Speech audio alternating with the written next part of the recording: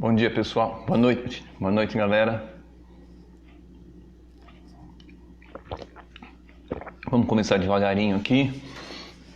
São 21h32. E o pessoal começar a chegar aí para testar o som. Eu estou aqui com umas ideias para a gente conversar. Enquanto a gente vai esperando o pessoal aí, quem tiver aqui, vamos dar um toque aí para ver como que tá o som. Vamos ver aqui quem que já tá. São 2 pessoas assistindo. Hoje eu tô melhor aqui vou conseguir ver meu Facebook, conseguir ver os comentários. E aí vai ficar melhor.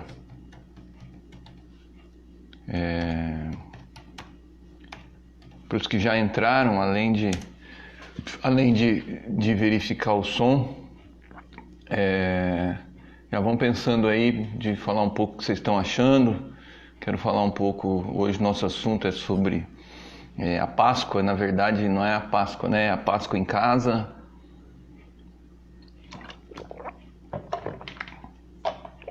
Como é que está o movimento no bairro de vocês? Como é que estão as pessoas?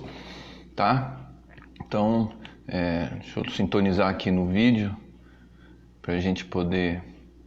Todos os meus vídeos eu sempre começo tomando água, né? Aí aparece aqui eu tomando água em algum deles. Deixa eu ligar aqui, tem 5 pessoas. O de hoje estou eu com a garrafinha de água aqui. A Páscoa, na verdade, não é a Páscoa, né? É a Páscoa em casa. Tirar o som aqui do Facebook. Eric, tá bem o som aí, cara? Dá um toque aí se o som tá bom. Além do Eric, tá o Denis aqui também. Tem 6 pessoas assistindo, que eu não consigo ver quem são as 6. Mas enfim.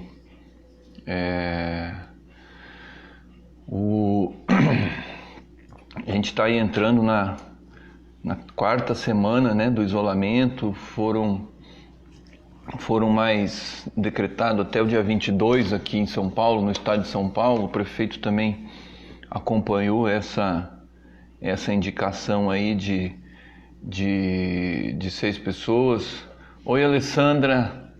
Deixa eu aqui tentar responder a Alessandra, que essa moça é muito querida. Alessandra, minha paciente com deficiência auditiva.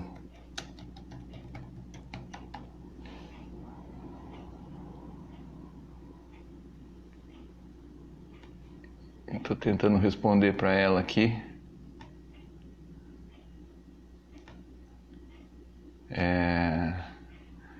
Já está aqui a Alessandra, já está aqui o Eric, já está aqui a Patrícia, minha colega, minha amiga, grande amiga lá de Juiz de Fora, um beijo. Adriana Oliveira, Adriana, um abraço para você, tudo de bom. Estou vendo aqui também o Denis. E, bom, vamos nessa então. Vamos começar por Ubatuba, né? Então hoje. E Patrícia podia fazer um relato de como que tá em Juiz de Fora, né? Como é que tá aí com o pessoal, como é que estão, se tá trabalhando, se não tá, se tá... Coisa, daqui a pouco vai entrar o Luiz Fernando também, que é de São Paulo. E a gente vai conversando aqui. Bom, em Ubatuba hoje nós temos 82 casos notificados. Dos 82, 67 já foram descartados, então tem 67 em investigações. Existem 4 óbitos suspeitos e nenhum óbito confirmado, nenhum caso confirmado. Nesse momento nós temos 2 pessoas internadas e 592 casos com síndrome gripal, que é aquela síndrome respiratória aguda e grave, tá? E esses casos são os casos em que precisa acompanhar a evolução. Aqui de Ubatuba a gente não tem o dado da comparação desses casos de síndrome desse ano em relação ao ano passado. Eu já coloquei aqui que uma das suspeitas é que desse ano para o ano passado, no mês de março e fevereiro, houve um aumento significativo de mais de 17 mil casos no Brasil dessa síndrome em relação a fevereiro do ano passado, com uma modificação do perfil. Essa síndrome respiratória grave acomete muito criança e é letal mais com crianças de 0 a 5 anos, e esse aumento no Brasil teve uma mudança nesse perfil em que aconteceu com muitas pessoas na faixa dos 60 anos, mais de 60 anos. Então há uma investigação, assim, há um dado concreto de que há uma anormalidade nesse número de síndrome gripal. Então a gente precisa acompanhar. Esse é um dado para a gente um pouco desconfiar, né? Nenhum profissional de saúde ainda foi internado, tem 35 profissionais de saúde em observação e sem critério, ainda sem caso de internação, 3 profissionais de saúde descartados, 3 pessoas da população em geral descartado, e mais 9 da população em geral também descartados. Então são os 82 casos aqui de Ubatuba. A distribuição em Ubatuba continua dos 82 casos prevalecendo dos 30 aos 39 anos, seguido dos 40 aos 49 anos. Os maiores de 60 anos são apenas 11 casos. Deixa eu ver aqui. Em relação à incidência, o centro continua ganhando com 9, mas já tem o Horto com 5, Ipiranguinha com 6, o Perequiaçu com 8, ou seja, essa região central é a região mais densa, com mais população, e é a região que mais está mostrando os casos, tá? Eu vou falar um pouco a respeito dessa questão dos casos mais para frente, quando a gente for falar um pouco de um dos assuntos de hoje, que é a questão dos testes, tá? E eu quero começar aqui com Ubatuba, a gente colocando algumas questões a respeito disso. Essa semana é a Semana da Páscoa, Semana Santa. Hoje é Quinta-feira Santa, amanhã é Sexta-feira da Paixão. E o que eu temia que acontecesse, infelizmente, me parece que está acontecendo. Eu tenho notícia de pessoas de fora vindo para Ubatuba passar a Páscoa nos condomínios reservados. Os hotéis estão fechados, eu não sei se algum está aceitando reserva, mas eu sei que nós estamos tendo pessoas que têm casas, que têm imóveis aqui, vindo para cá passar a Páscoa, o que eu sinceramente acho uma falta de bom senso, entendeu? Você fugir do isolamento da sua cidade para vir aqui, entendeu? Ficar no isolamento aqui, o que seria ótimo, mas na verdade burlar o nosso isolamento, frequentando os lugares aqui, tentando ir à praia e tudo mais. Então eu acho que para nós é um risco. Eu continuo com aquela que eu falei outro dia numa live aqui, de que a gente precisa ser otimista, que nós somos um país grande, um país rico, temos 200 milhões de pessoas, e que a gente precisa também ter razões para otimismo, para uma mudança que todo mundo vai ter. E por mim, eu percebo que eu já estou me tornando uma pessoa diferente, olhando as coisas diferente, olhando para as coisas que eu quero fazer de uma maneira diferente, mas isso não diminui a preocupação. E eu estou muito preocupado porque eu estou vendo uma desinformação que se transforma em despreocupação e num risco muito grande que a gente está correndo aqui em Ubatuba especificamente, porque para nós que estamos aqui em Ubatuba, mas para os que estão de fora, nas suas cidades. Foi nítido nas últimas 2 semanas, por causa desse embate no noticiário que está tendo, e eu vou comentar um pouco disso quando for falar do Brasil, mas foi nítido que a demora em chegar o dinheiro, mais a necessidade, com mais essa dúvida que está na cabeça da população, entendeu? Está fazendo a gente relaxar no nosso isolamento, e eu acho que isso é muito ruim. Então aqui em Ubatuba eu observo esse movimento, deveria ter sido montado pela prefeitura um esquema para esse cadastramento da ajuda que vai vir, um esquema muito descentralizado e muito divulgado para as pessoas saberem onde elas vão procurar, fazer uma busca ativa para as pessoas que não têm celular, para as pessoas que não sabem usar celular, para se ajudar a cadastrá-las. E eu não estou vendo isso, e eu estou vendo fila na Receita Federal, vi fila nos bancos e as pessoas estão em dúvida sobre o que fazer. Então, foi concedido um benefício tirado a fórceps do governo federal, que queria dar R$200, e foi obrigado, por uma movimentação do Congresso e da sociedade, a dar os R$600, os 1.200, e aí, em vez de não estar vindo comunicação do governo federal e também da prefeitura, não, a gente precisa falar isso, a respeito de tranquilizar as pessoas que já são do Bolsa Família para ficar em casa, porque o dinheiro vai vir na conta, e esse dinheiro precisava sair logo para essas pessoas falarem para a sua vizinhança que está saindo o dinheiro. Então isso é muito, muito ruim. Aqui para Ubatuba, em relação ao cadastro dos benefícios, teve uma iniciativa no Ipiranguinha muito legal, falei com o Rodrigo do Gaiato hoje, lá no Gaiato do Ipiranguinha, quem é de Ubatuba conhece, com certeza. Eles fizeram mais de 100 cadastros hoje de pessoas que têm direito a receber o benefício. Eu acho que isso está precisando na cidade toda.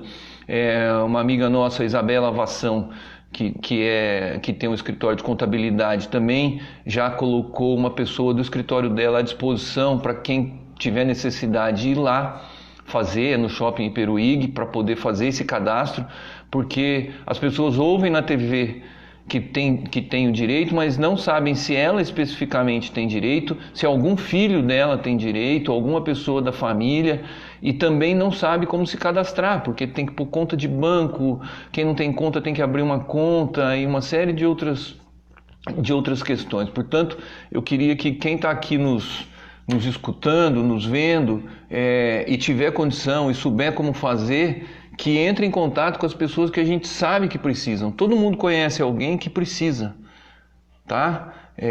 Para poder fazer esse cadastro. Eu ajudei uma pessoa hoje, orientei, e eu estou com muita vontade de... Já falei para o Rodrigo do Gaiato, se precisar, eu estou à disposição para ir lá e ficar cadastrando pessoas e tudo mais. Então, eu vejo que nessa questão do cadastro dos benefícios, nós precisamos fazer isso chegar para a população. Esse assunto do coronavírus, inclusive, eu faço a live aqui com vocês nos assistindo e tudo mais, mas eu sei, e é por isso que eu peço para todo mundo sempre não ficar aqui na live, mas conversar com as pessoas, além de compartilhar aqui, vão compartilhar, gente, mas a gente também conseguir fazer chegar nas pessoas as notícias corretas. A gente está aqui traduzindo e falando das notícias, mas que chegue nas pessoas as notícias corretas, porque isso que nós estamos fazendo aqui não está naquela população lá do bairro que não tem acesso. Então esse cadastro precisa chegar nessas pessoas, porque são essas pessoas as que vão vir para a rua em primeiro lugar, porque são as mais necessitadas. Então, eu acho que nessa questão do cadastro, cada um aqui podia se disponibilizar para tentar fazer isso. Ainda em relação ao Ubatuba, nessa questão dos casos que nós temos aqui, assim como em vários outros lugares, e eu vou falar mais de uma vez isso, entendeu? Nós não podemos, com essa calmaria, achar que nós temos pouco. O Dr. Bergel falou, eu já citei ele várias vezes aqui, ele falou tanto numa carta que ele fez, num comunicado de WhatsApp para os amigos dele que viralizou, quanto num podcast que ele fez para o Informar Ubatuba, que nós devemos estar subnotificados. Então, muitos de nós já podem ter tido contato e tudo mais. E a gente precisa saber que isso está mascarado, esse vírus já está circulando, e a gente precisa reforçar essa questão do ficar em casa, entendeu? Nós temos mais gente com vírus aqui do que o que está notificado. E eu acho que São Paulo está num estado de alerta, é um dos estados dos epicentros, e nós precisamos ficar muito espertos em relação a isso. E eu avalio, e aqui eu já falei para ele, inclusive, mas está faltando a prefeitura, o prefeito Sato, fazer um comunicado deles, entendeu? Que é para ficar em casa. o comunicado de prorrogar o decreto no site só da prefeitura foi, na minha ideia, muito pouco, entendeu? Aqui está que a Secretaria de Assistência Social orienta no auxílio emergencial do governo, que a prefeitura faz quarentena, institui novas medidas e tal, mas eu acho que esse que nós estamos fazendo aqui, o prefeito fez algumas lives em que ele teve muita audiência e está faltando o prefeito reforçar para amanhã, para depois, assim, de que vai continuar fechados os quiosques, que vão continuar fechados os restaurantes, de que os turistas que estão aqui são para ficar em isolamento em casa, e que não é para que considerem que isso aqui é um lugar de passeio, para que a gente possa manter esse isolamento. Eu continuo convencido de que, nesse momento, o único remédio que nós temos para o coronavírus é o isolamento social. Eu estou lendo, estou vendo, estou conversando com pessoas e eu não tenho dúvida a esse respeito nesse momento. Tá? O pico de São Paulo está previsto para maio, ou seja, ainda está num ascendente vertical, o número de casos crescendo pra caramba no Brasil, e isso a gente precisa evitar que chegue aqui em Ubatuba. E a única chance nesse momento para nós evitarmos isso em Ubatuba é o isolamento social, e eu acho que uma das coisas que nós colocamos aqui, nós estamos com uma bomba armada. Esse relaxamento que teve das pessoas por necessidade ou por não entenderem a gravidade da situação, estarem indo para a rua com mais frequência, sem precisar tanto, eu acho que é uma coisa muito, muito, muito complicada. Eu acho que essa bomba está armada ainda. O desarmamento dela é a gente ter menos casos, não saturar o sistema de saúde, e isso, nesse momento, só com isolamento social. O remédio para prevenir o coronavírus, a Covid-19, para nós, população, é ficar em casa, é cuidar muito da higiene e disseminar isso. Então, essa é uma questão que eu queria deixar muito bem clara. Por último, duas coisas aqui a respeito de Ubatuba, nessa questão do coronavírus. Eu recebi hoje um comunicado, o Fórum das Comunidades Tradicionais soltou um comunicado que eu recebi hoje, eu creio que ele é de ontem ou de hoje, de que eles decidiram, baseados no Ministério Público, nos decretos do governo e etc., que as comunidades tradicionais estarão fechadas ao turismo nas praias. Ao turismo também, por exemplo, no Quilombo da Fazenda. Então, estou aqui fazendo um comunicado para que vocês passem para frente de que as comunidades tradicionais, isso inclui quilombos, comunidades caiçaras e as aldeias indígenas, estarão fechadas para turistas, tá? Durante esse tempo que está durando a pandemia da Covid-19. Então, acho que isso é muito importante a gente passar para as pessoas, tá?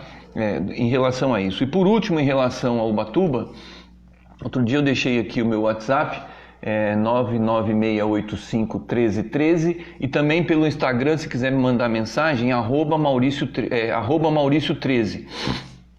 Tem pessoas fazendo máscaras de maneira voluntária. Eu tenho algumas pessoas para doar as máscaras. Eu, por exemplo, recebi algumas máscaras hoje que eu já sei para quem que eu vou doar. São pessoas de grupo de risco. Não tem, para gente que é dentista, não tem máscara para vender, para a gente usar no dia a dia.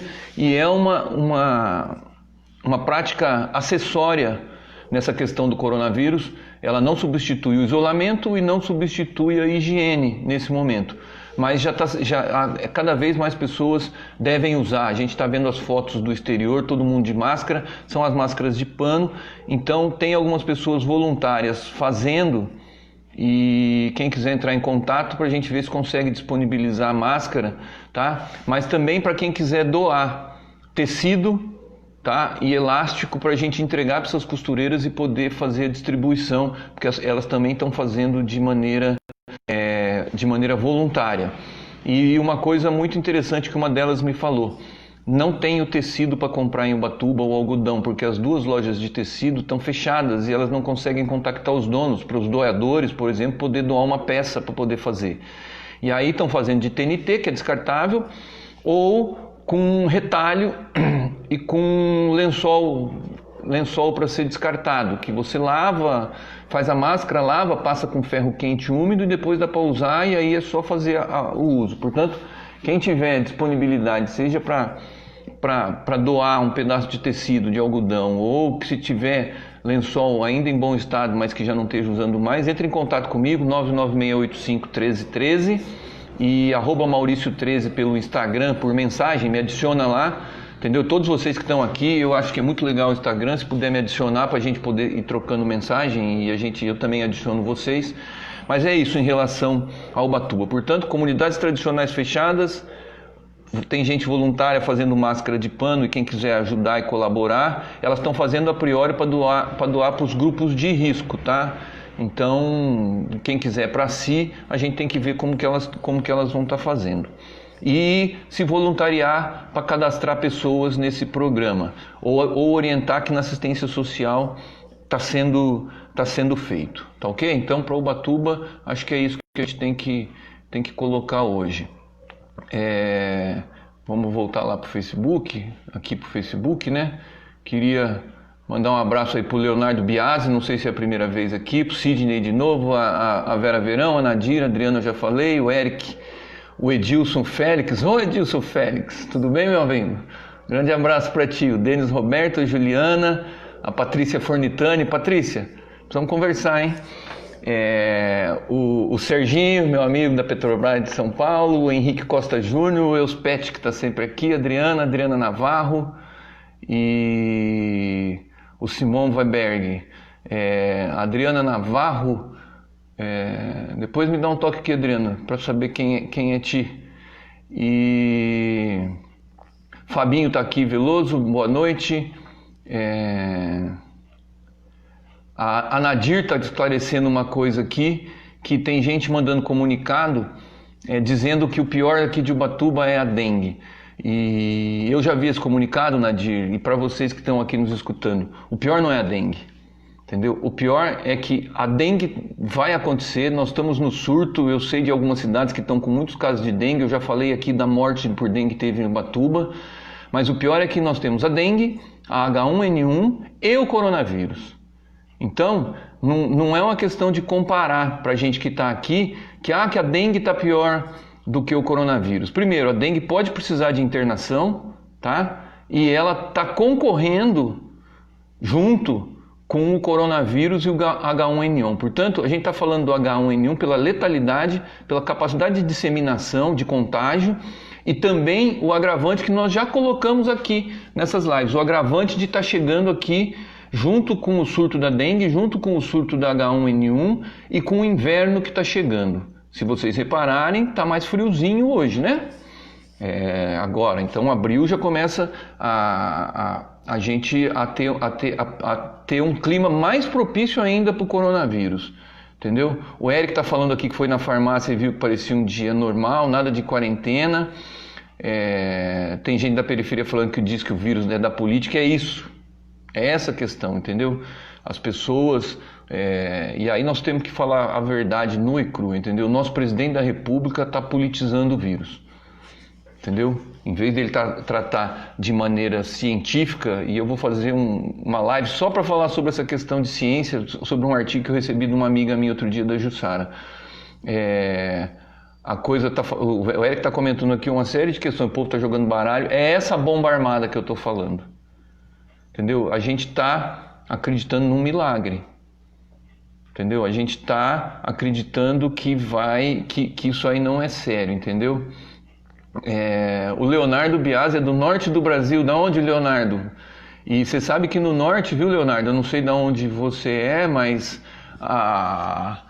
o norte, hoje eu vi uma reunião hoje do PT nacional, mas uma técnica sobre coronavírus, com governadores, prefeitos, ex-ministros, e eles colocaram que o norte tem uma questão muito grave, porque no norte não adianta montar UTI, porque não tem médico para operar as UTIs. Olha que loucura, e o Amazonas é um dos estados mais atingidos, viu, Leonardo?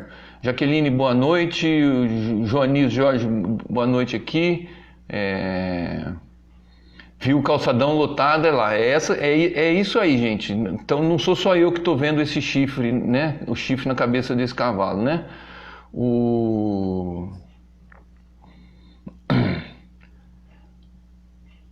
Joanis Jorge aqui falando que no sertão da Quina com muita gente na rua. Pelo amor de Deus, né, gente? Então, a gente precisa tentar fazer a nossa parte e divulgar. Eu queria que vocês assumissem esse compromisso, um comprometimento com a cidade aqui.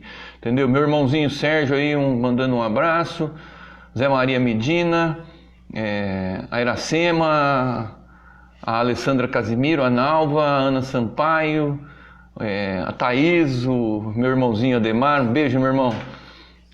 A Nalvinha já falei, o Simon Weiberg, Patrícia já mandei um beijo, Alessandra Malil, o Eric. Então, gente, é isso. No Brasil, primeira das coisas, eu vi um post hoje que é verdade, eu vou procurar a notícia aqui. Mas a gente já falou isso, de quem deve pagar o custo dessa crise, né? Ainda está cadastrando quem vai receber de 600 a 1.200 reais pelos bancos, dinheiro do governo.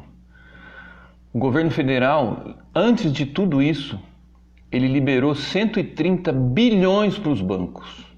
130 bilhões para os bancos para comprar carteira de inadimplentes dos bancos. E agora eu vi uma notícia aqui que eu preciso confirmar, eu recebi um comentário, mas de que no meio dessa crise toda, os bancos estão endurecendo com os inadimplentes.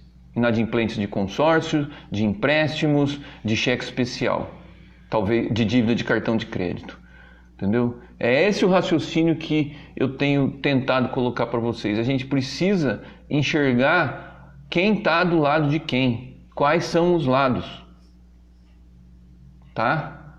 Os bancos, os grandes investidores, os especuladores do mercado financeiro, essas pessoas tem que mostrar o lado dele, nós não estamos vendo. Tá aqui a notícia, o comentário de que o banco está endurecendo com os inadimplentes e ninguém viu Itaú, Bradesco, Santander fazer uma ação social de doar.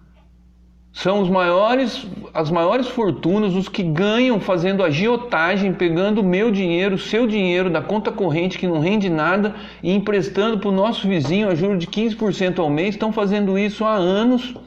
Entendeu? E nesse momento de crise não falaram um A sobre o que eles vão doar. E estão pressionando o governo para sugar mais dinheiro do governo ainda.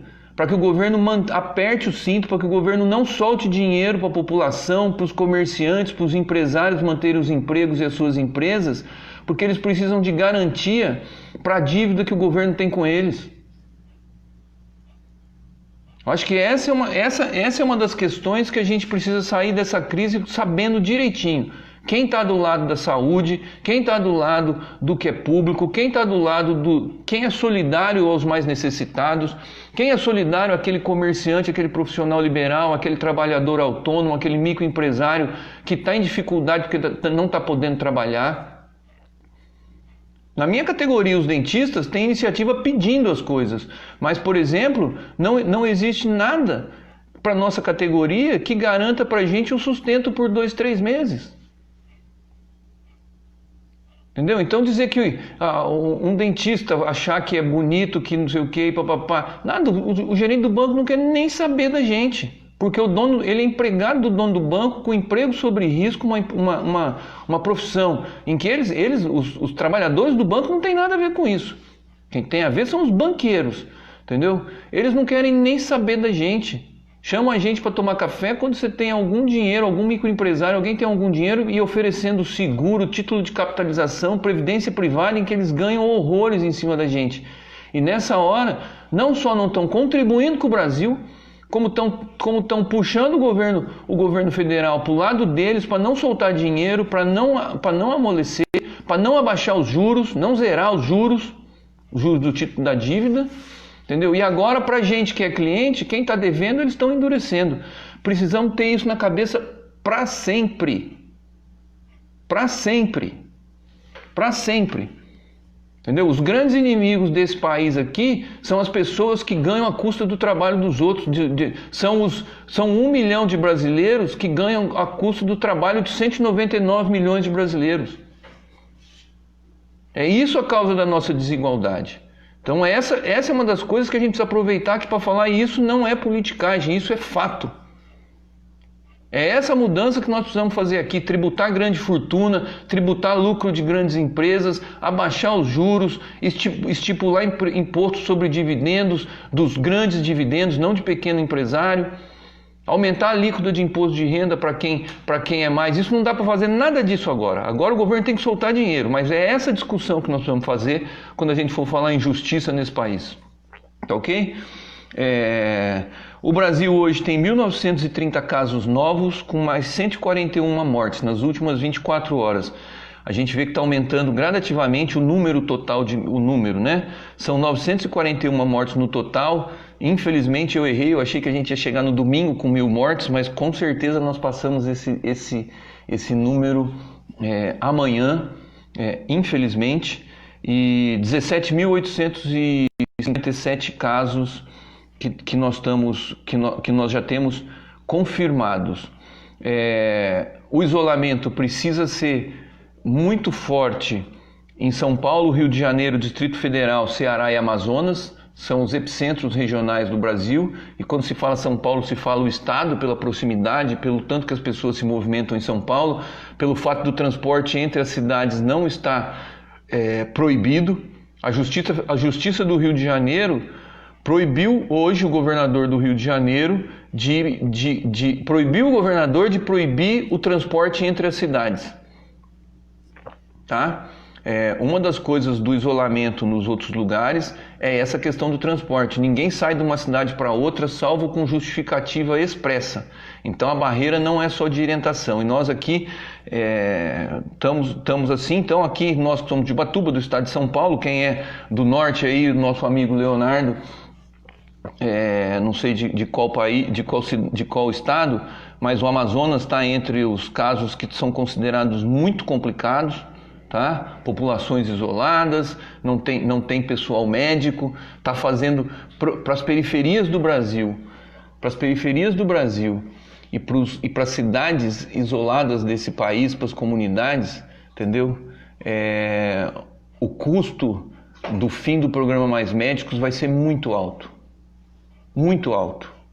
tá? Ele era um custo alto ao longo do tempo, porque não tem médico que queira ir para esses lugares, infelizmente, os mais médicos iam, entendeu? Mas nesse momento agora, é isso, e a convocação dos profissionais de saúde compulsória pelo Ministério da Saúde, ela se deve a isso. Vai ter que ter lugar em que vai ter que gente de outros estados ir para poder suprir a falta de profissionais em relação a isso. E esses casos do Brasil, começaram a ser distribuídos essa semana 500 mil testes, e eles devem aumentar muito rápido na medida em aumentar o número de testes, né?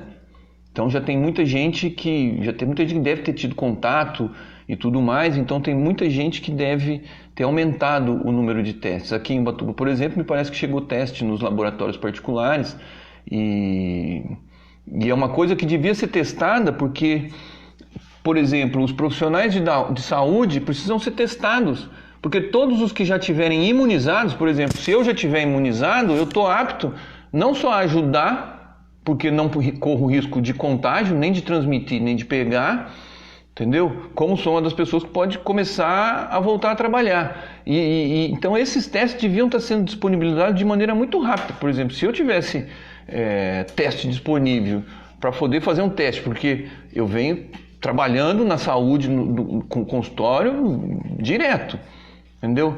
E se eu tivesse testado de que eu já tive o contato, que eu já estou imunizado e tudo mais, não é só uma tranquilidade pessoal.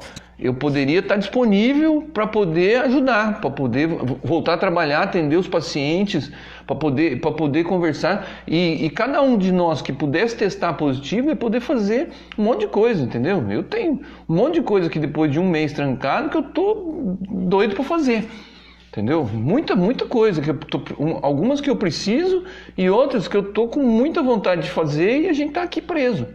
Então, acho que essa disputa por teste, ela é essencial nesse momento. Tá? São duas coisas que a gente tem que fazer para combater essa guerra de informação que está tendo, entendeu? Nós estamos tendo hoje claramente um debate na mídia. E quem está pautando isso é o presidente da República, entendeu? Ele está querendo segurar o debate. Ele está querendo segurar o debate na questão do isolamento, tá? Se precisa ou não precisa, mandando o povo ir para trabalhar. Ele hoje saiu de novo de carro, parou numa padaria em Brasília, e para vocês terem uma ideia de como é que está a situação para o lado dele. Ele parou numa padaria em Brasília, o vídeo que os populares gravaram da rua é um vídeo das pessoas batendo panela, vaiando e xingando ele. O som do vídeo, tá? E o filho dele postou um vídeo montado dele dentro da padaria comendo um sonho, tirando foto com gente, entendeu? Mas com uma música de fundo simulando aplauso, o que é mentira. Entendeu? Então o mesmo vídeo tem duas versões. Uma que é a versão dos populares filmando, ele sendo vaiado, sendo xingado, mandando ele para casa, falando a questão do isolamento, e um outro em que está editado, divulgado pelo filho dele, Eduardo Bolsonaro, Eduardo Bananinha, entendeu? Mostrando que ele estava lá. De novo desobedecendo as ordens. A gente tinha falado que ele tinha ficado 24 horas calado, mas ontem já fez um pronunciamento e tal, anteontem, e tal, um negócio muito louco. Então o debate está centrado nisso, entendeu? E na questão do medicamento da cloroquina. E o que nós precisamos fazer aqui é fazer um outro debate. Não adianta discutir isolamento social e não adianta discutir cloroquina se as duas coisas mais importantes não acontecerem. Entendeu? Teste para todo mundo, muito teste, muito teste, muito teste por todo o Brasil, para ter a dimensão da doença, a dimensão da propagação, tá? Teste em todo mundo que está aí para saber se esses óbitos não estão sendo por coronavírus, certo? Teste e distribuição farta de equipamento, de EPI e de um monte de outras coisas mais. Tá? Na reunião que eu assisti hoje do Diretório Nacional do PT, os governadores do Nordeste tinham 3 lá, o da Bahia, o do Piauí e do Rio Grande do Norte, Fátima Bezerra, Wellington Dias e Rui Costa.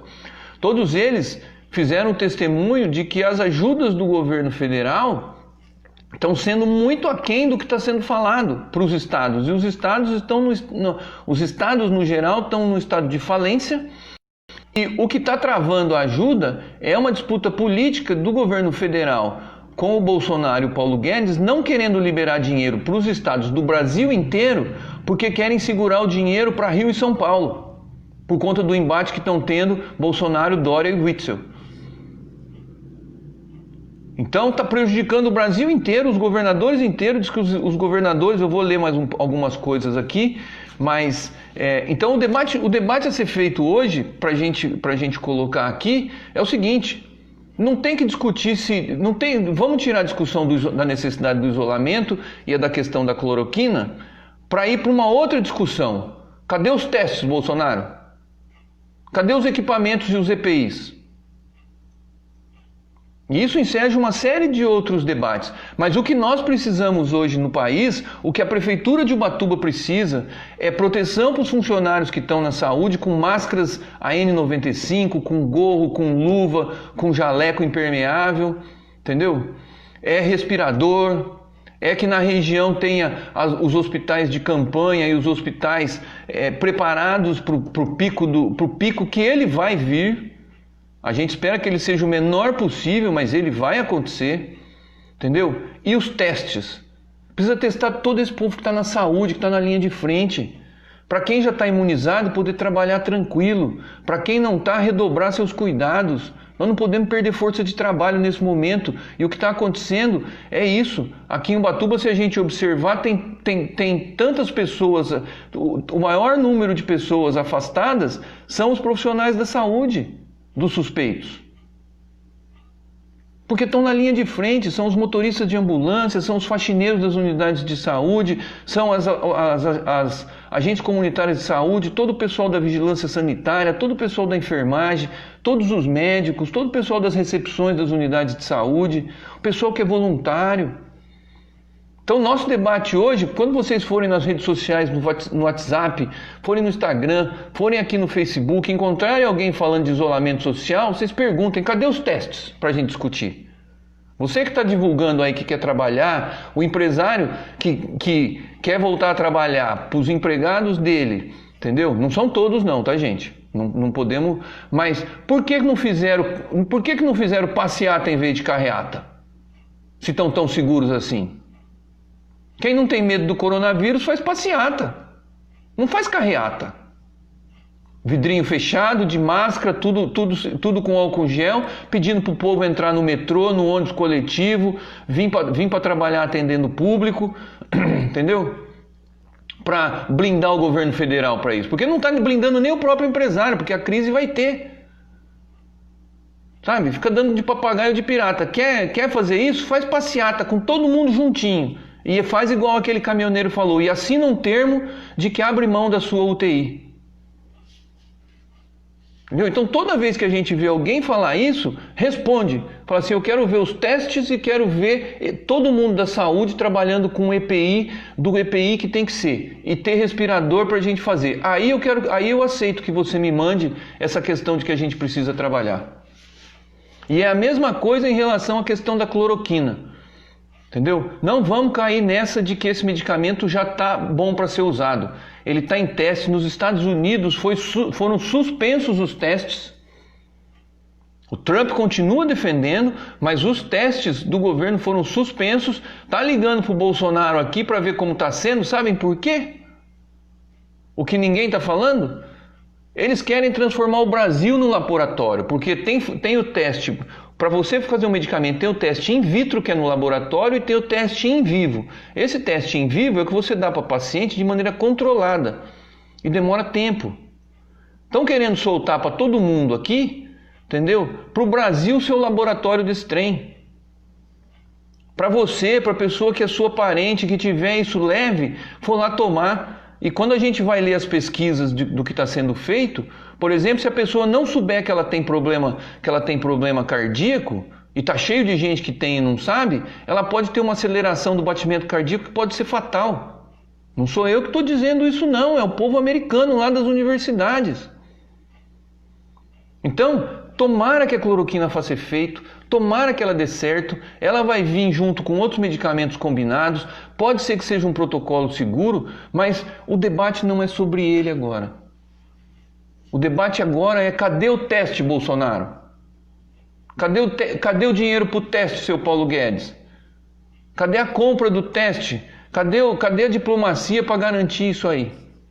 Então, acho que essa é uma das questões a respeito disso. E ainda em relação ao nosso presidente, que calado é um grande intelectual, entendeu? Ele falou hoje, de novo, ameaçou o Mandetta, repetindo uma frase do Mandetta de que o Mandetta disse que não ia sair porque um médico não abandona o paciente, e o Bolsonaro declarou hoje que o paciente pode trocar de médico. E junto a isso tem uma outra notícia de que o ministro Onyx Lorenzoni e o ministro Osmar Terra é médico, entendeu? Os dois estariam discutindo, nesse momento, a demissão do Mandetta. Portanto, eu até comentei outro dia que naquela paz que foi anunciada, que na verdade o Mandetta tinha perdido a batalha, porque o silêncio do Bolsonaro significou uma vitória na medida em que o Mandetta falou que ele era o chefe, na medida em que o Mandetta falou que ia pôr 3 níveis de flexibilização. Então, tem essa questão hoje... para a gente perceber. Então vocês imaginem que nós estamos há 40 dias nessa crise. Eu estou há 4 semanas parado, nós estamos há 3 semanas em isolamento oficial decretado na prefeitura e nos estados. E o governo federal não conseguiu comprar teste ainda em 40 dias. O governo federal não conseguiu pôr EPI, não pôs a indústria brasileira fabricando o respirador. Vocês sabem como é que chama isso? Chama reconversão industrial. Foi o que os Estados Unidos e os países aliados fizeram na guerra, transformando todas as fábricas em fábricas de armamento. Entendeu? Numa guerra, o soldado não pode ficar uma semana sem munição. Nós estamos há 40 dias só falando de coronavírus. E em 40 dias o governo federal não foi capaz de distribuir os testes, de comprar os testes. Em 40 dias dava para uma série de fábricas, fábrica de secador de cabelo, fábrica automobilística, fábrica de artefato de plástico, quem tem as impressoras em 3D. O Brasil tem capacidade técnica para fabricar esses respiradores. Em 40 dias, se tivesse comando para que fosse salvar a população, nós já tínhamos teste disponível, tá? Porque dinheiro tem. Nós já teríamos reconvertido e não estaríamos dependendo para isso. Vocês imaginam a gente depender da China para jaleco, para máscara, para gorro, para luva, sendo que o produtor de borracha somos nós? Sabe? Então essa é uma situação que tinha que ter encomenda governamental, ordem governamental, e isso é comando, porque é um país. E aí é que eu digo que muitas pessoas já começam a suspeitar. Entendeu? Por que não quer teste? Por que em 40 dias não comprou teste? E aí entra o ministro Mandetta nessa história também. Porque pode ser que se esteja querendo, primeiro, não falar o número total de doentes. Segundo, deixar acontecer o caos para endurecer o regime. Porque vocês não tenham dúvida, esses R$600, R$800, mais o seguro-desemprego que veio, etc., vão aliviar, não total, mas vão aliviar uma coisa muito grande que se fosse R$200, ia ter o caos a hora que explodisse. E aí quando vem o caos, entendeu? É um motivo para se pedir intervenção de Forças Armadas, intervenção de polícia, para pôr todo mundo à força e aí entrar num regime de ditadura. Entrar num regime de não estado de emergência, mas de estado de sítio. Forçado. E daí para a gente perpetuar isso depois, um tiquinho. Então a gente precisa desconfiar disso. Precisa começar a fazer essa relação. Ah, porque chinês, não sei o quê. Não. Entendeu? Então temos que debater. É a mesma coisa da questão da cloroquina.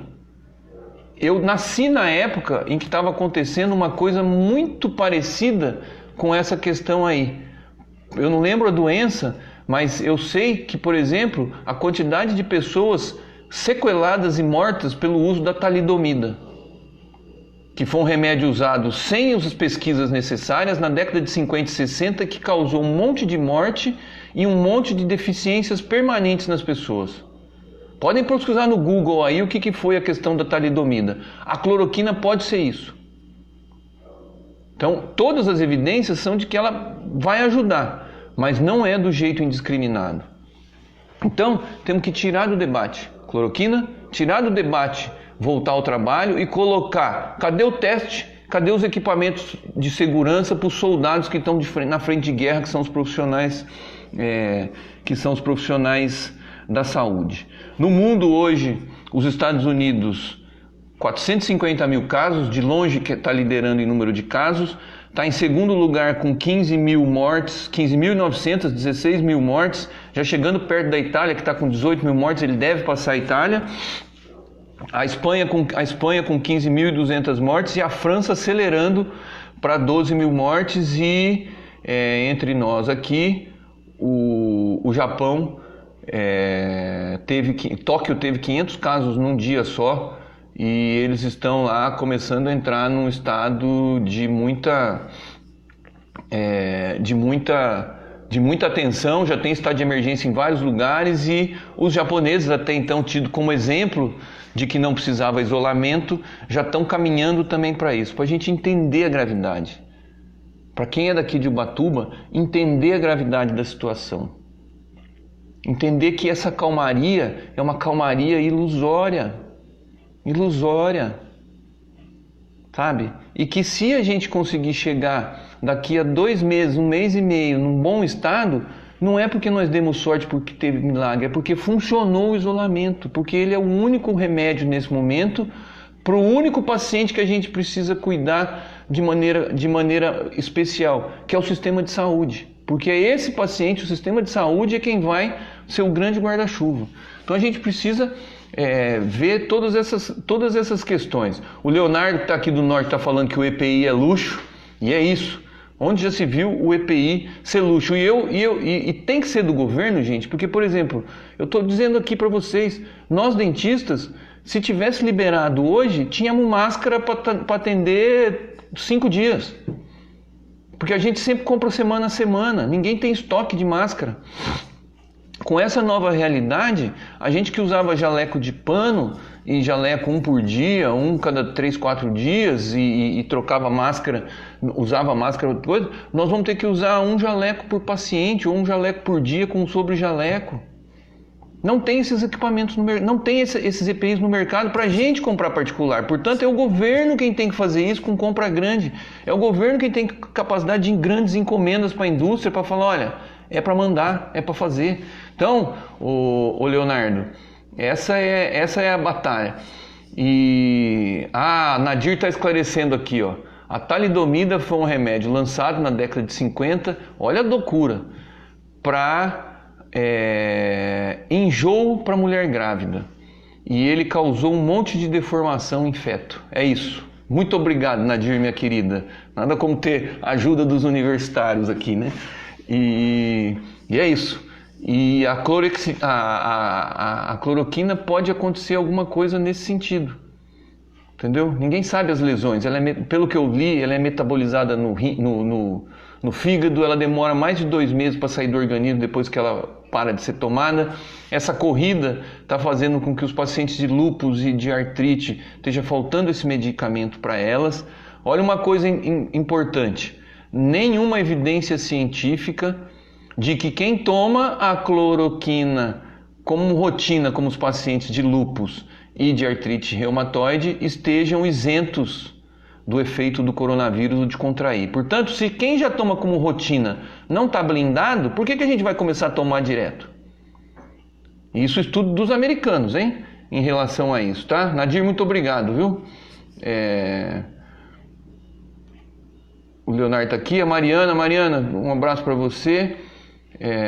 O Leonardo está falando aqui de que o principal transporte para os interiores são de barco e tudo isso dificulta o combate. Está chegando a 1000 casos, infelizmente. Ô, Leonardo, de que lugar do norte que você é, cara? Amazonas, Pará, de qual cidade? Entendeu? Ele está falando todas as coisas aqui. O Luan Moreno, meu amigo de Caraguá. Tudo bem, Luan? Eu acho, o Luan está fazendo uma pergunta aqui de como combater o discurso dos radialistas e dos jornalistas que estão defendendo a flexibilização. Luan, eu acho que é a gente também fazendo comunicação e a gente está numa desvantagem danada, porque enquanto a gente está aqui conversando em 100 pessoas, isso aqui vai ter para uma comunidade pequena, a live máxima que nós conseguimos atingir 8.000 pessoas, eles falam todo dia, o tempo todo, e eu acho isso um crime. Os radialistas estarem falando isso, porque eles são pessoas informadas.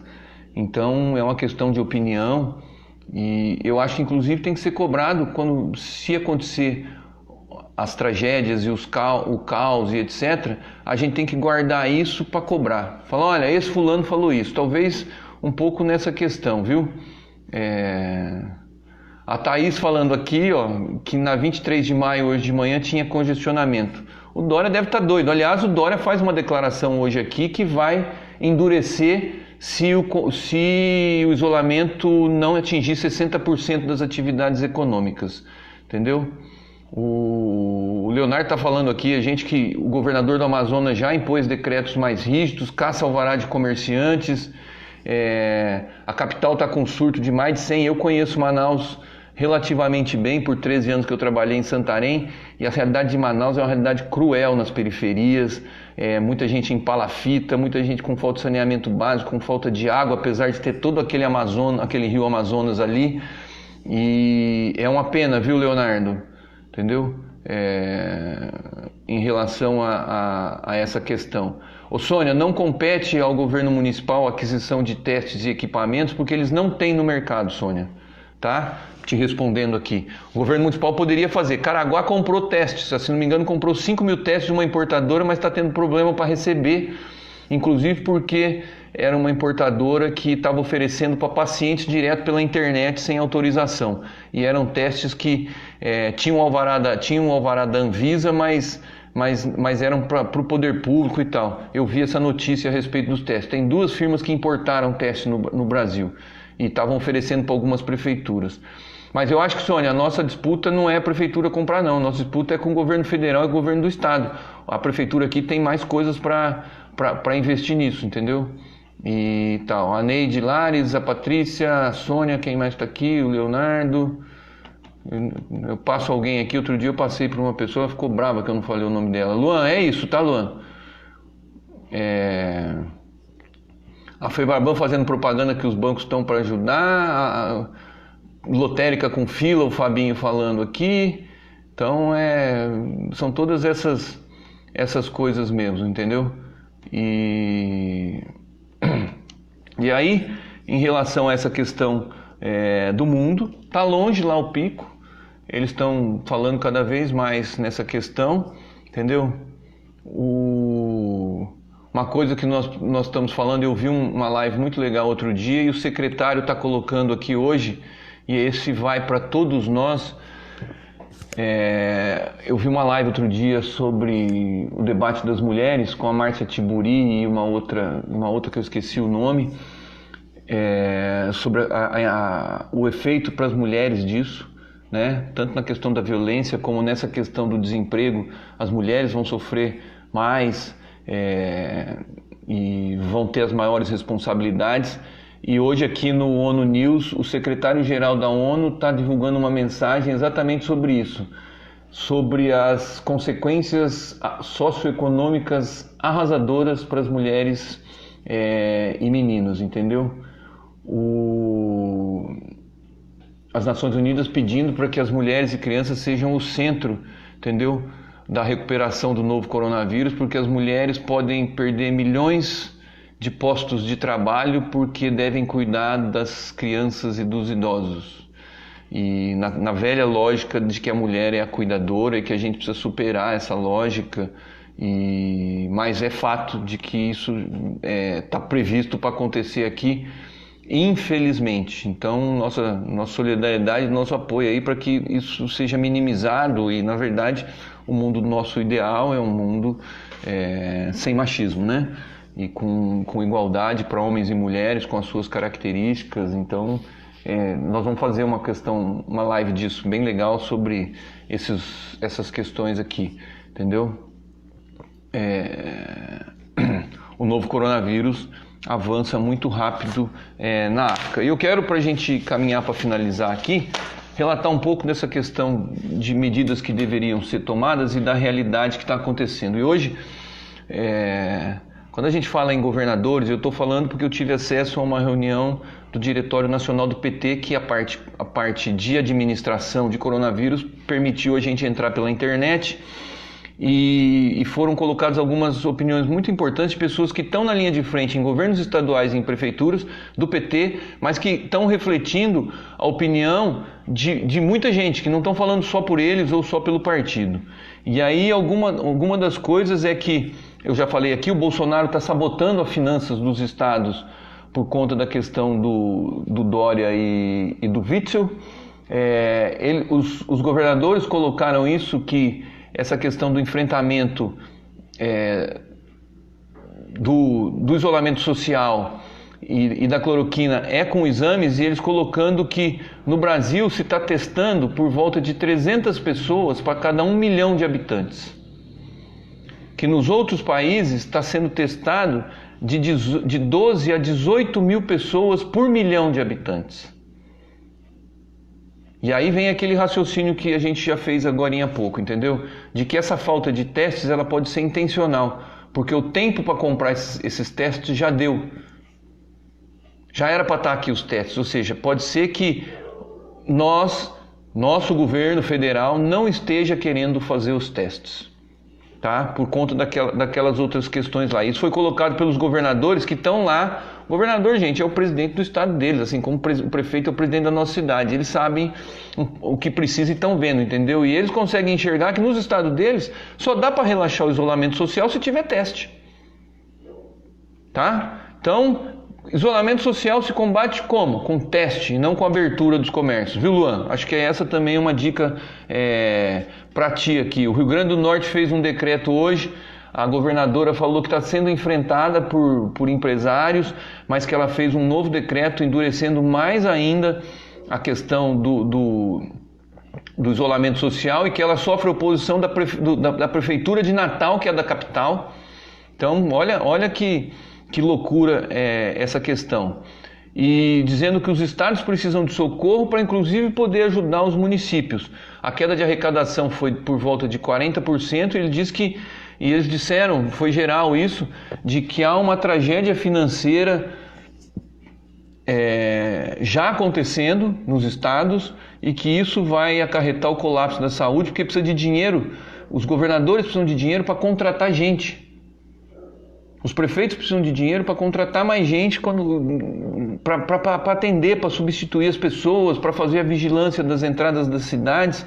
Então essa é uma questão e é uma das coisas que eu já falei para o prefeito daqui, mas uma das coisas que ele precisava colocar é assim, qual que está a situação financeira do município de Ubatuba? Vocês que são de outras cidades, cobrar um pouco das autoridades, como é que está a situação? Nós estamos tranquilos? O que está chegando de ajuda do governo federal aqui em Ubatuba? O que está chegando de ajuda do governo estadual? A população nossa precisa saber. Ajuda para a prefeitura. Como é que está o abastecimento de EPI? Está tendo? E aí o prefeito esclarecer isso para a gente. Sabe? Se está chegando, se ele está tranquilo em relação a recurso financeiro. Se ele tem condições de contratar novas pessoas se precisar. Se a prefeitura está com recurso para comprar os EPIs. Entendeu? Se está havendo pressão no governo estadual e federal para mandar EPI já comprado, respirador e tudo mais, entendeu? E que uma coisa colocada é que, pelos governadores, foi que isso precisa ser feito para dar chance para as pessoas. Se não tiver teste, se não forem montadas as UTIs de campanha, que podem ser regionais, não vamos falar aqui que é UTI para Ubatuba. Se não tiver UTI e se não tiver teste, e se não tiver EPI, entendeu? Vai haver o colapso da saúde e está se tirando a chance de uma parcela significativa das pessoas morrerem, entendeu? Os prefeitos colocaram aqui que nas prefeituras é mais ainda notório o quanto que o Estado precisa interferir na questão do SUS, na questão do Estado como indutor da economia. E o nosso prefeito Edinho Silva de Araraquara falou que numa série de medidas que ele já fez lá, como um hospital de campanha, como um reforço nas equipes da prefeitura para dialogar com a população, agora no cadastramento das pessoas que vão receber essa renda básica emergencial, mas que tem atrapalhado muito os prefeitos, o sinal trocado entre o governo federal e os governadores, cada um defendendo uma coisa, e isso refletindo na população ali da base. A gente está vendo isso, a população saindo para as ruas, e foi colocado aqui por mais de um deles, entendeu?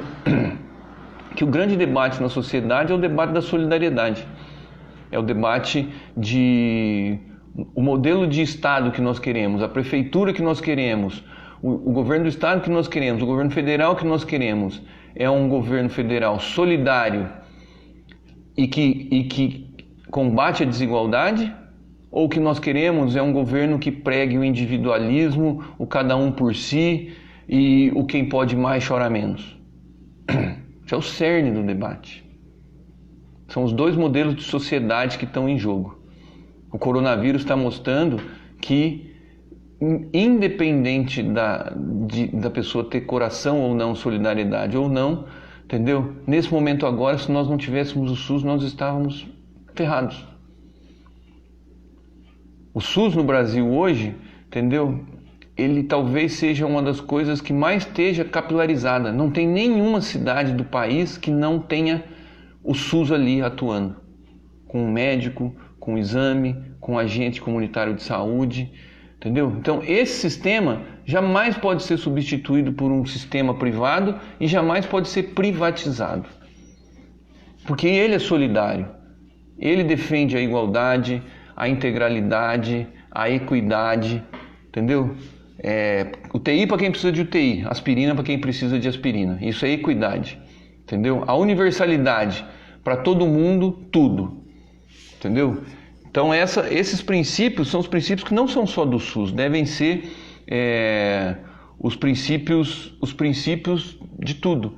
E é importante essa questão da gente refletir, porque é o município quem executa. Então os prefeitos agora deviam estar tranquilos a respeito do recurso que vai chegar, porque para operar aqui o prefeito tem condição. Se ele não tiver condição, vai ser cobrado. Mas para operar aqui, ele tem essa condição. O SUS é capilarizado, as equipes são treinadas. A grande maioria dos lugares, os funcionários são concursados, então tem uma história, conhecem o sistema, não são curiosos. Então, essa é uma questão. Eu queria falar, viu, Luan, que está aqui nos ouvindo de Caraguá. Maricá é uma cidade do Rio de Janeiro, governada pelo PT há 12 anos quase. E ela é uma cidade muito parecida com Ilhabela, São Sebastião e Caraguatatuba. É uma cidade à beira-mar, tem um royalties muito grande de petróleo, tem uma das melhores rendas per capita do país. E o prefeito lá, Maricá, hoje já tem instituída há muito tempo a renda básica de cidadania, o transporte coletivo gratuito, a tarifa zero de ônibus. E o prefeito de Maricá, nesse momento, ele, além de ter feito todas as medidas que ele está tomando de hospital de campanha, de recolhimento e assistência aos moradores de rua, instituiu uma renda básica para os autônomos com dinheiro da prefeitura, porque eles têm recursos. Não estou falando isso para Ubatuba não, estou falando isso para Caraguá e para a gente replicar no litoral norte, que precisa ser replicado. E inclusive o prefeito de lá, com o fundo soberano que eles têm, que é um dinheiro que eles guardam todo ano e tudo mais, ele aprovou uma doação da cidade de Maricá de 45 milhões de reais para o governo do estado do Rio de Janeiro, para o governo poder repassar esse dinheiro para a cidade vizinha de Maricá, que é São Gonçalo, que é mais pobre, para fazer o enfrentamento do coronavírus em São Gonçalo. Isso é solidariedade. Isso é um prefeito que atua junto com os outros. Portanto, aqui eu queria deixar muito claro que, por exemplo, Caraguá, São Sebastião e Ilhabela, nesse momento, têm condições financeiras de estar comprando os equipamentos, de estar fazendo isso, inclusive de estar sendo solidário às cidades vizinhas. É esse tipo de situação que nós precisamos começar a colocar, pensar globalmente, pensar nacionalmente, pensar regionalmente, tudo isso de maneira solidária. Isso aqui foi relatado hoje nessa reunião que a gente participou, tá? Então tem todas essas questões aqui e foi muito colocado essa questão dos testes, né? E na questão dos recursos. Eu vou fazer uma síntese daqui para a gente falar isso em outra das lives aqui. Agora, gente, são 22h40, eu vou tentar ler alguns comentários a mais aqui, para a gente já poder ir fechando, né? A Patrícia falando aqui que o comitê de crise está disposto, mas não está trazendo as informações, entendeu? E é um pouco isso, entendeu? Eu já acabei de falar, Everton, a respeito de Maricá, do prefeito nosso, do prefeito do PT há 12 anos, antes dele foi o Washington Quaquá, né? E a Patrícia aqui fala do SUS, a Carla Loureiro tá falando aqui uma coisa muito importante. Gente, é fato, tá? A Carla tá falando uma coisa aqui que, como ela comentou, eu vou comentar. O SUS, que ainda bem que a gente tem, entendeu? O nosso ministro da Saúde é um dos defensores, é uma das pessoas que queria diminuir o tamanho do SUS. Tá? Nosso ministro da Saúde, Mandetta, era deputado quando teve o golpe contra Dilma. Ele votou a favor do teto de gastos, que todos os governadores foram unânimes de que precisa acabar para poder voltar a fazer política social nesse país, entendeu? E ele é um defensor dos planos de saúde. Isso é fato, tá, gente? Isso está na biografia dele, não sou eu quem estou falando. E ela foi muito bem lembrado pela Carla aqui, entendeu? Mas ele, como médico, nesse momento ele assumiu um papel e também é preciso reconhecer que ele está sendo importante no enfrentamento dessa loucura presidencial que nós estamos passando, né? O Everaldo aqui da Maranduba falando que a gente tem que continuar para não baixar a guarda agora. Então tem um consenso muito grande nesse nosso grupo aqui, né, gente? Que a gente está se conversando direto aqui, tem sempre gente nova. Vocês compartilhem aí para a gente conseguir levar isso aí, entendeu? A Carla tá falando que o governador tá agindo de má fé para entrar no blog do Rubem Berta. Põe o link desse blog aí, Carla, para a gente poder ver isso, tá, Carla? De que cidade do Rio que você é, entendeu? Ubatuba não está preparada para barrar os turistas no feriado, entendeu? O Dória está querendo 70% das pessoas em quarentena, tá falando aqui. Deixa eu ver se tem mais alguma coisa para comentar mesmo, né? Já falou aqui da talidomida e tudo mais. Vamos conversar um pouco aqui de nós mesmo, né? Então, gente, queria agradecer a todos que estão aqui. Tem mais um monte de gente que entrou aqui. A Áurea Gigi, a Mainara, de lá de Taubaté, estudante de Direito, nossa companheira aqui do PT de Ubatuba. Um abraço, Mainara, Carla Loureiro e as pessoas que estão aqui, o Fabinho, o Henrique Costa Júnior, o Biru, o Denis Roberto, os outros acho que eu já vim cumprimentando. Mas para a gente finalizar, gente, das coisas que eu tenho visto aqui, para a gente poder refletir um pouco. Está tendo uma mudança na nossa mentalidade. Eu já coloquei outro dia aqui de quantas coisas que a gente está com vontade de fazer, quantas coisas que a gente deixou de fazer e está voltando a fazer, a rotina que muda, para a gente começar a se preparar para um futuro que vai ser diferente. Eu estava comentando aqui em casa hoje que, por exemplo, eu não vejo, pela extensão de tempo que vai ter a questão do coronavírus e tudo mais, eu que adoro futebol, que adoro ver jogo de basquete, mesmo que seja pela TV, gosto de ambiente que tenha multidão, gosto de gente, e eu acho que, por exemplo, para esse ano vai ser muito difícil ter show de novo. Essa é uma nova realidade, entendeu? Porque ainda vai ter gente, enquanto 70% ou 80% da população não tiver imunizada, seja pelo contágio, seja por vacina, e nós estamos falando que tem medicamento que pode vir, mas vacina mesmo, ninguém nem está falando porque não sai para esse ano. Então tem algumas coisas, por exemplo, show, difícil que vai voltar esse ano. Jogo de futebol com torcida, no estádio de São Paulo, acho muito difícil que seja liberado. As aulas, não sei se vão voltar logo. Ou seja, tudo que envolva muita gente concentrada em muito lugar e tudo mais, é uma nova realidade. E a gente precisa ver isso. E nas nossas atividades, nós vamos conviver por um tempo. Entendeu? Nós vamos conviver com um aumento de desemprego muito grande. A gente vai precisar exercitar a solidariedade, cobrar do governo que ampare essas pessoas. Ou seja, isso vai ser um novo modelo de governo que vai ser forçado. Vocês vão ver essa renda básica, a hora que as pessoas começarem a receber 3 meses, a segurada que ela vai dar na economia dessas pessoas e do comércio ao redor dessas pessoas que vão estar recebendo esse dinheiro. E aí, esse debate da renda básica, que hoje é de emergência, a gente tem que levar ele para ser uma renda básica de cidadania para todo mundo o tempo todo, conforme o projeto que já está aprovado, que é a história de vida do senador Suplicy.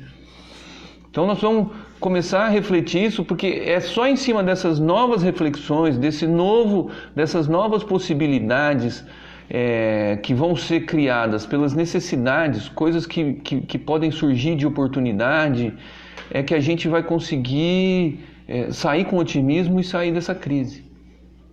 E a gente só vai sair junto, só vai sair de casa se a gente se der as mãos, se a gente conseguir fazer conversa, se na eleição municipal a gente tem em vista de conversar com os candidatos a vereador, a prefeito, a vice, do grau de comprometimento desses candidatos com o SUS, aqui no município. Quem tem história no SUS, quem tem história de defesa do SUS, porque é o grande debate depois de toda essa pandemia.